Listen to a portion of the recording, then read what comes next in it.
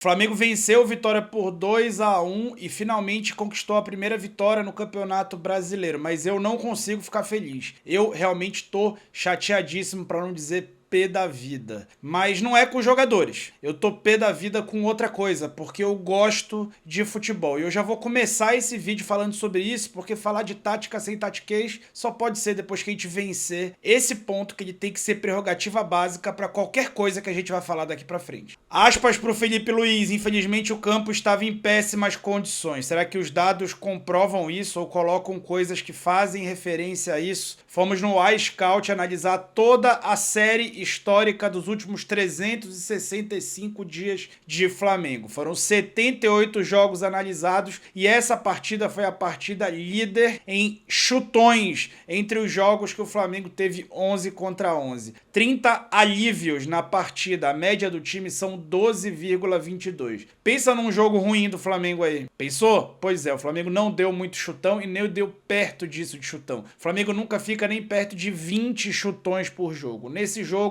tiveram que ser 30, numa média de 12,22 o time fez 30. Esse é o segundo pior dado da série histórica, perdendo apenas por jogo contra o Racing, quando rolou todo aquele abafa com um jogador a menos e o time tinha que dar chutões para defender a classificação para a final da Copa Libertadores de qualquer maneira. Número de acerto em passes, 80,77%. Este é o pior dado da série histórica. Segundo o iScout, o Flamengo tem 88,31% de acerto de passe em média. E naquele jogo contra o Racing, que o time estava 11 contra 10, ou seja, 10 contra 11, naquele jogo o time acertou mais passes, tá? Acertou 81,63, quase um ponto percentual a mais. O que mudou, gente? O que mudou? Os caras desaprenderam? O time ficou menos técnico? Cara, se tu vier querer colocar a culpa disso no Felipe Luiz, aí tudo bem, cara. Não vou nem debater contigo, porque realmente não tem como. Não tem como. Vamos continuar aqui, porque eu gosto de futebol, tá? Eu gosto de futebol. E a gente não pôde ver isso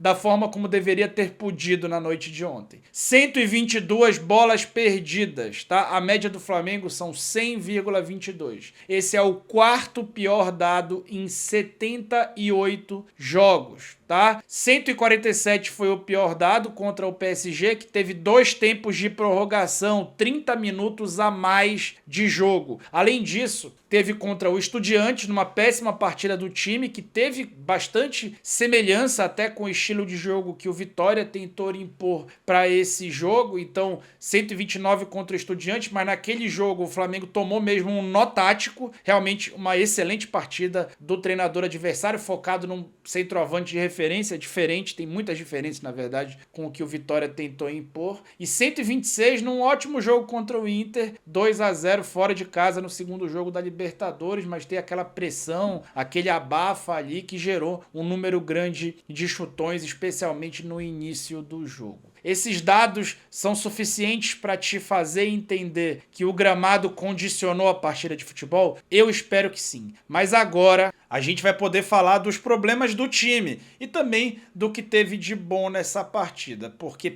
passado esse ponto, superado esse ponto, eu finalmente posso falar sobre tática sem tatiquez.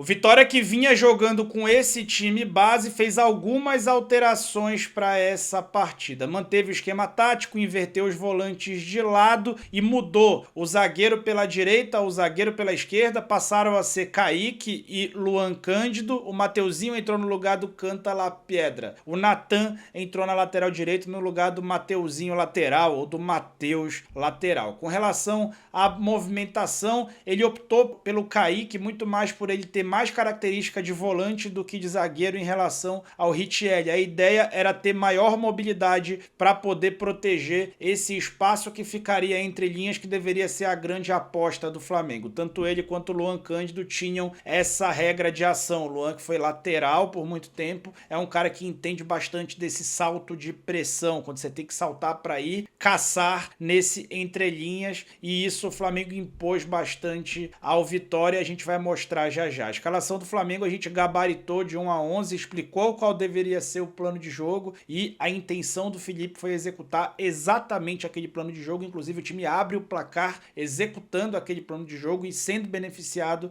por esse espaço entre linhas. A gente vai agora para o campo mostrar taticamente como se desenvolveu esse jogo de forma cronológica. O futebol é um produto que precisa ser mais valorizado e disputar partidas oficiais de Série A, colocando o principal time fora da Europa para jogar nesse tipo de gramado, é desvalorizar o próprio produto. Se você quiser se valorizar enquanto produto e enquanto profissional, se liga nisso, que a Hashtag Treinamentos é uma das maiores empresas de treinamento da América Latina e vai trazer um pacotão para fazer você se destacar no mercado ou para ser referência na própria empresa que você é dono ou funcionário. Então, a comunidade impressionadora é a verdadeira Netflix do mercado de trabalho. Eles te dão uma plataforma completa que tem todas as habilidades que você precisa para se destacar. Excel, inteligência artificial, análise de dados, agentes de IA, Power BI, linguagem de programação como Python e JavaScript e muito mais. Tudo 100% focado no que é prática de mercado, projetos reais, sem nenhum pré-requisito, desde o básico até o nível impressionador, que é acima do avançado. Tudo com suporte a dúvidas, apostilas, exercício, uma didática que realmente faz você conseguir aprender. Para você ter acesso a um desconto de 20% que eu vou te dar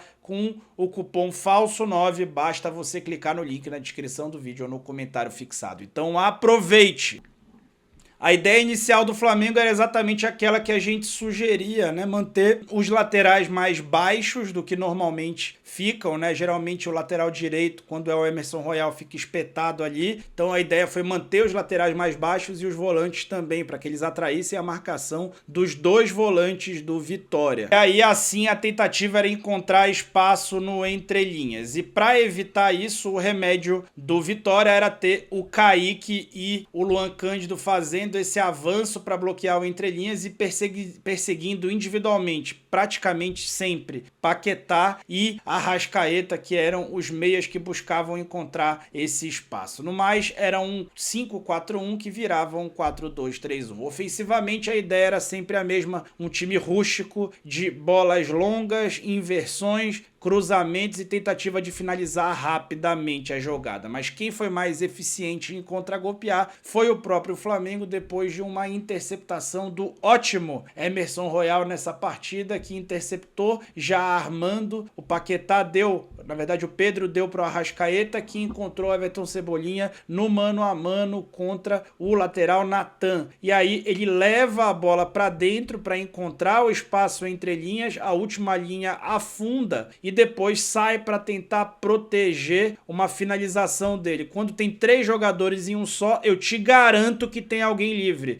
E aí ele rola pro Pulgar com muito tempo e espaço, além da sua qualidade costumeira para pegar na bola. Ele encontra um tirambaço no ângulo para fazer 1 a 0 em um jogo que o Flamengo estava tentando jogar, o Vitória estava tentando defender e o Klaus estava tentando inviabilizar, marcando uma quantidade absurda de faltas. Eram cerca de 10 faltas até esse gol, e esse gol foi marcado aos 15 minutos de jogo. A ideia de controle de jogo, defendida e patrocinada por muitos ex-árbitros que hoje têm o microfone na mão e influenciam negativamente o nosso futebol. Bom, depois disso, o Vitória mudou e passou a ter a sua organização ofensiva da forma como a gente falava, colocando os dois, a trinca de zaga construindo e os dois alas afundados ali como junto com o Renato Kaiser. Então era uma trinca de ataque basicamente, e aquilo virava um 3-4-3 basicamente, com bolas longas buscando Ramon e Natan, tentativa de ganhar a segunda bola, a compreensão do Vitória que ia com tudo de primeira na segunda bola, porque sabia que os jogadores do Flamengo teriam dificuldade de dominar no gramado, e depois a tentativa de pesar a área com muitos jogadores, atacando os intervalos da linha defensiva do Flamengo e pisando na área com muita gente para tentar receber cruzamentos. E aí o Vitória foi colocando o Flamengo dentro do seu campo, e a cada vez que o Flamengo recuava, ele tinha alguma dificuldade de colocar os seus jogadores atrás da linha da bola, especialmente Pedro e Arrascaeta, que demoravam para voltar e não faziam uma pressão para tentar viabilizar uma pressão no início da jogada para fazer essa bola não chegar até aí. Além disso, o Paquetá parece ainda não estar com o ritmo de jogo adequado e o time às vezes passava a defender com 7 até ficar totalmente implantado no campo de defesa, como aconteceu nesse lance. Os cruzamentos eram muitos, o volume era muito, esse lance estava impedido, não teria valido se tivesse conseguido desviar, mas o Vitória não criava a chance, né? Isso é fato. Tinha volume, tinha posse de bola, isso incomodou a gente, deixou a gente nervoso e chateado, mas de fato chance de gol não rolava. O Flamengo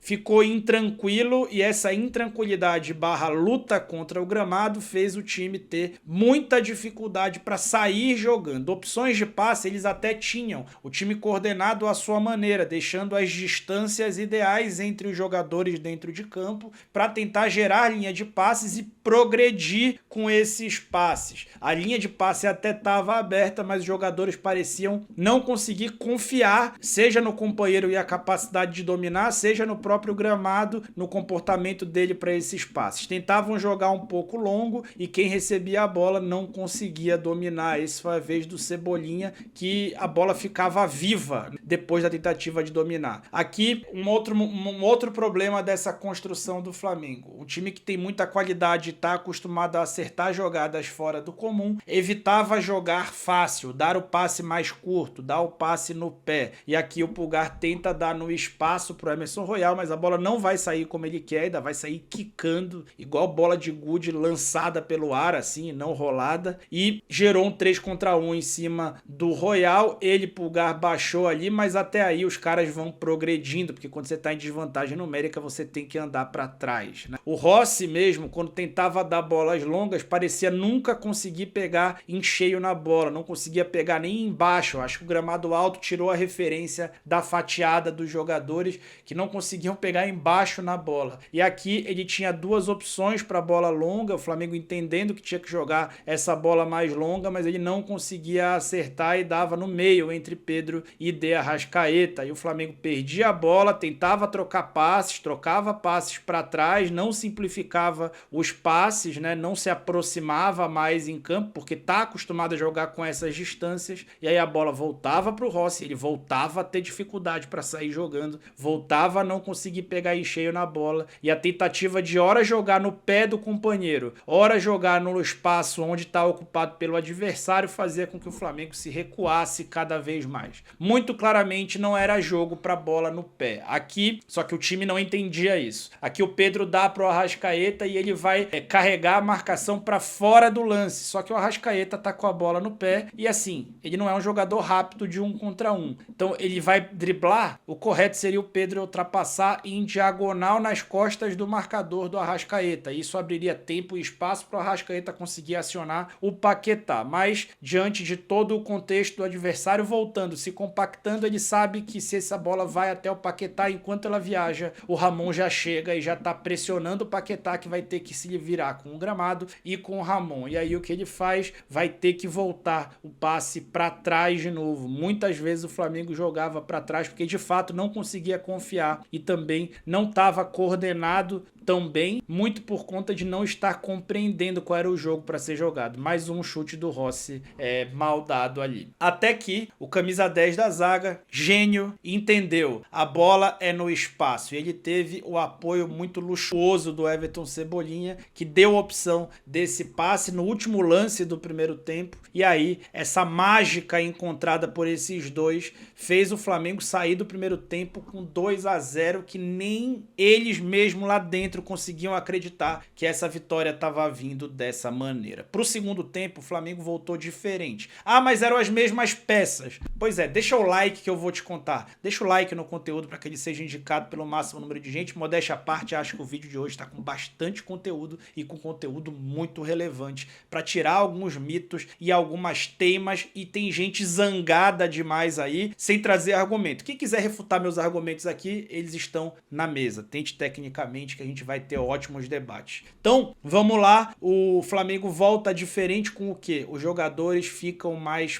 próximos. Claramente uma orientação do Filipe Luís. Notem as distâncias entre os jogadores e a regra de ação deles andarem para dentro da jogada e não se posicionando no entrelinhas, no espaço, onde quer que seja. Os jogadores o tempo inteiro dando opção de passe dentro do centro do jogo, colocando mais gente no centro do jogo para evitar o passe e também evitando passes de primeira. Todo mundo dominando a bola, pensando e jogando. O Pedro até baixando muito mais e passando a tentar gerar também apoio para essas jogadas que vinham dos zagueiros. E aí o Flamengo volta com uma espécie de controle de jogo, entendendo os momentos e se aproximando entre si. Nesse lance, a bola chega no Paquetá, já eram 50 minutos, tinham passado só 5 minutos, as coisas estavam indo bem, os jogadores ganhando confiança. Paquetá gira bem para cima do Mateuzinho e vai tentar um passe enfiado pro Arrascaeta. Errou o passe. Gente, já tem gente fazendo edit com o Paquetá errando o passe, o Flamengo tomando gol em vários jogos seguidos. Cara, ele tem que poder errar esse passe aí, cara.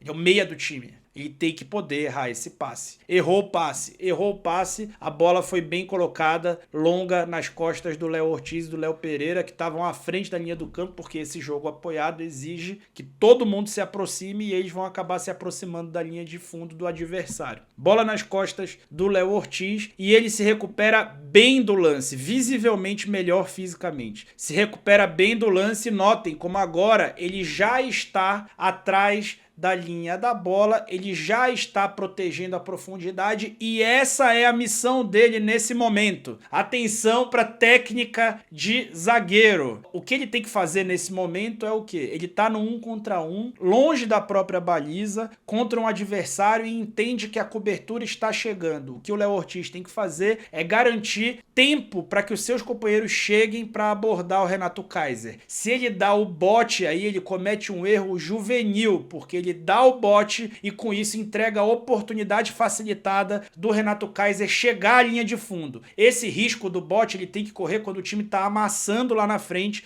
e tem muito espaço até o próprio gol para o time atacar com força e velocidade. Nesse momento aí, que o time já está descompacto, já está correndo para trás, o que ele precisa mesmo é garantir tempo para que esses caras cheguem na cobertura. Depois que chega o Léo Pereira para fazer a cobertura a ele, aí sim ele poderia ter dado o bote. Por que não deu o bote? Porque Pulgar e Everton Araújo já estavam dando o bote e deveriam ter vencido. O Renato Kaiser, com muito mérito, consegue sair dos dois e aí vacilo dos dois, que talvez um tenha deixado para o outro e tenham achado que a situação estava sob controle demais. E aí o lance bate no calcanhar do jogador para quem ia receber o passe e vira uma linda assistência para finalização do Mateuzinho. Enfim, gol com mérito do Kaiser, que tirou da cartola. Se fosse jogador nosso fazendo esse lance, a gente ia estar babando aqui. Mas quem tá querendo arrumar culpa pro Léo Ortiz por conta desse gol, desculpa, está errando conceitos básicos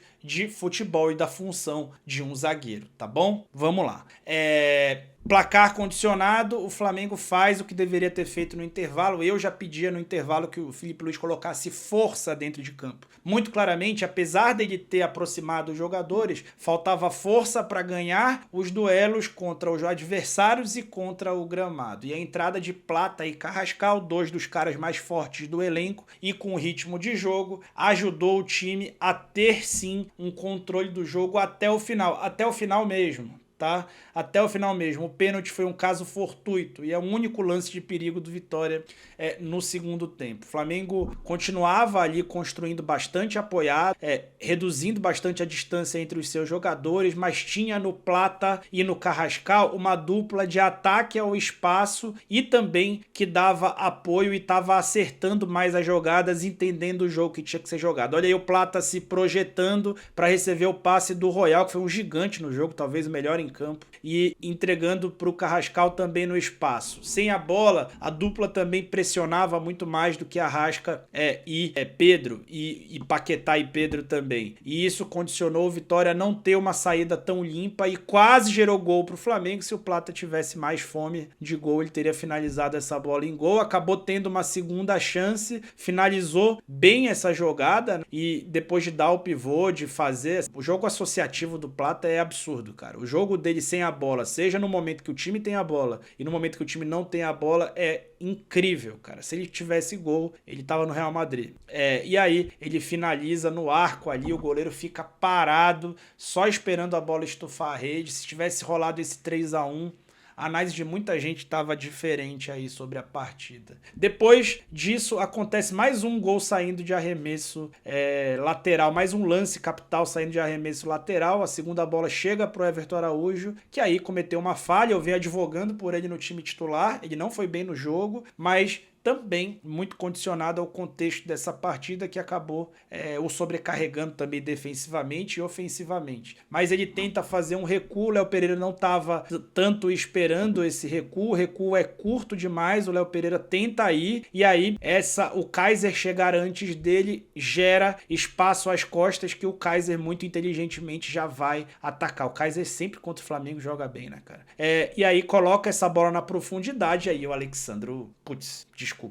Tem 4 jogadores, além do Royal, marcando ali o jogador que seria o destinatário de um eventual cruzamento. Não sei se era o Mateuzinho, era o Kaiser, não, era o Mateuzinho, não lembro quem era, o Marinho, não lembro quem é que estava recebendo esse passe. Não tinha nenhuma necessidade da abordagem que o Alex fez. De todo o time, claramente o Alex foi o que mais sentiu o gramado. A bola ficava presa muitas vezes quando ele tentava conduzir. Ele tinha muita dificuldade. E eu acho que esse pênalti também foi culpa dessa dificuldade que ele teve para gerir esse problema de gramado, tá?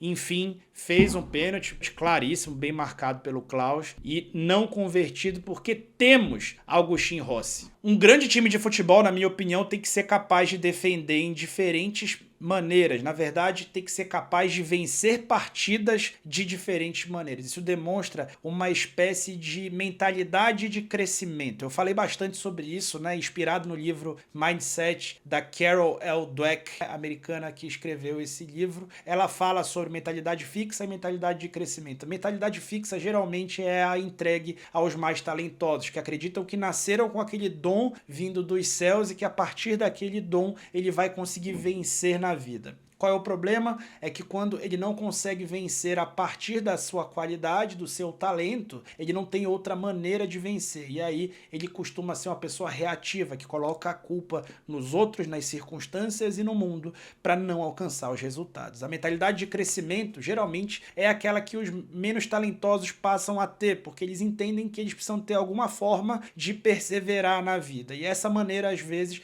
é a força de vontade. Eu vou compensar na vontade a minha falta de qualidade. Quando uma pessoa talentosa tem uma mentalidade de crescimento e está ali proativa, querendo resolver os problemas nas condições não ideais, geralmente ela resolve os problemas e vira alguém ainda melhor, que tem muita vantagem em cima de quem é só talentoso. O talento não basta há muito tempo no futebol, e esse time do Flamengo, em jogos como esse, em jogos como contra o Corinthians, no início da trajetória do Felipe Luiz com um a menos, em jogos contra o Racing, na Libertadores, até mesmo no jogo contra o Estudiantes, que foi péssimo da partida, esse time demonstra uma força mental para compreender que às vezes vai ter que ganhar com pobreza estética e sem nota artística. Que bom! Eu confesso que em alguns momentos, em alguns aspectos, eu fico ainda mais feliz depois de vitórias como essa, porque essas são as vitórias que geralmente o Palmeiras conquista e a gente fica admirando. Tá vendo? Os caras não são tão bons quanto a gente, mas eles não se dão por vencido, eles têm uma força mental,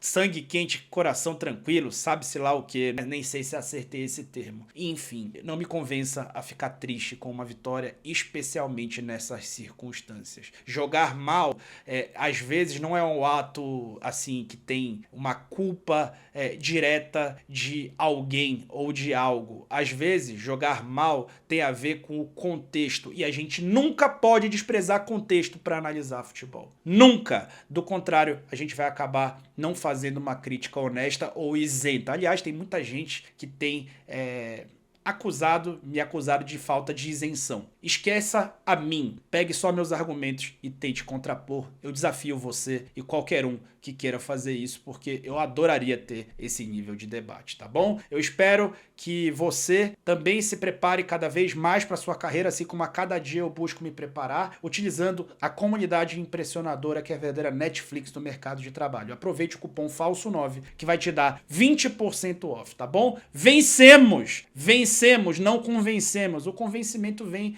lá pra frente, mas é muito mais fácil vir quando tem uma vitória para sustentar. Que venha o Botafogo nesse domingo de carnaval, e por aqui eu fui e voltarei, sempre falando sobre tática, sem tatiquez.